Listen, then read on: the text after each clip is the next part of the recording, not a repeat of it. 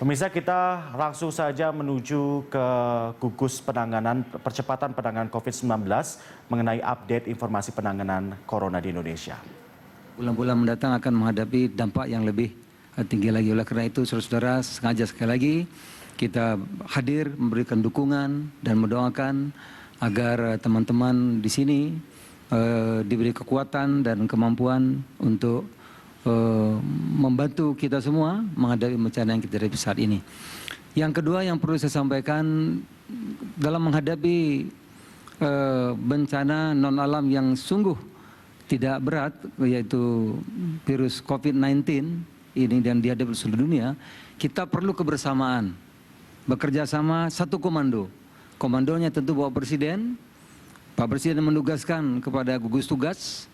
Oleh karena itu daerah, kementerian, para gubernur harus berkoordinasi.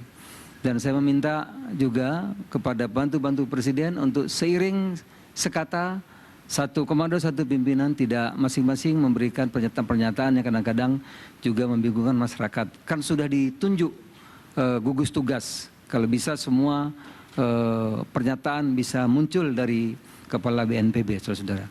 Nah, yang ketiga, tentu untuk menghadapi ini, kami juga menyampaikan pentingnya tentu soal anggaran. Oleh karena itu kami menyampaikan, kami kemarin mendukung divisi anggaran dari 3%, dilahirkan Perpu menjadi 5% lebih. Tentu kami mendukung, kami apresiasi. Tetapi ini perlu cepat, paling kurang yang relokasi, anggaran-anggaran relokasi semua dialokasikan untuk menghadapi COVID-19 ini. Ada anggaran pembangunan desa, ada anggaran masing-masing kementerian yang tidak pokok. Kami juga di MPR sudah dipotong, kalau saya tidak salah 36 miliar ditarik kembali untuk menghadapi virus COVID-19 ini. Jadi anggaran relokasi itu diutamakan untuk segera sampai kepada masyarakat yang sekarang sangat membutuhkan. Yang terdampak, ada yang PHK, yang di rumah tidak bekerja, agar bantuan segera bisa diterima oleh mereka. Dari mana? Dari relokasi, kemudian anggaran yang defisit dari 3%, 5% itu menjadi cadangan yang terakhir. Kalau ini semakin berat, semakin tinggi risiko kita, terdampak semakin meluas, tentu dana itu baru kita pergunakan. Yang pertama, relokasi dulu.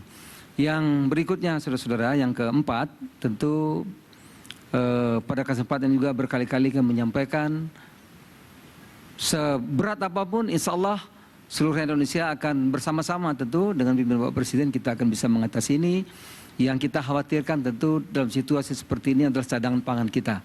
Oleh karena itu juga menghimbau pemerintah stok pangan itu betul-betul mendapat perhatian, dan juga menghimbau agar kita semua yang ada di daerah juga mengoptimalkan lahan kita yang dianugerahkan oleh Allah Subhanahu wa taala yang subur.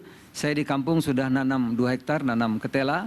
Jadi 3 bulan, 4 bulan bisa panen. Sehingga kalau kita ada kelangkaan pangan jenis lain sudah bisa kita petik, kita tuai.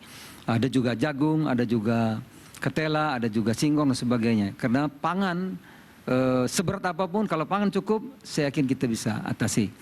Dan yang terakhir, saudara, saling menyalahkan di antara kita tidak akan ada manfaatnya, tetapi kalau kita bersama-sama saling bergotong royong, tokoh masyarakat, tokoh agama, pemerintah daerah, dengan satu komando di bawah pimpinan Bapak Presiden dan Kepala Gugus Tugas Saudara Doni.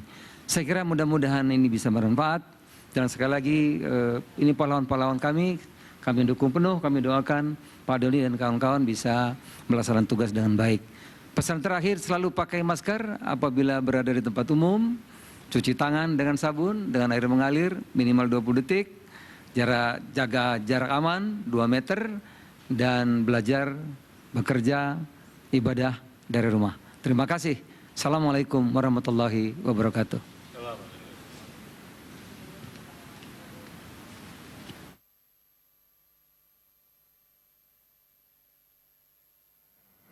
Pemirsa, demikianlah pernyataan yang dikeluarkan oleh Wakil Ketua MPR Zulkifli Hasan di COVID-19 Media Center ataupun di gugus tugas percepatan penanganan COVID-19 di Jakarta.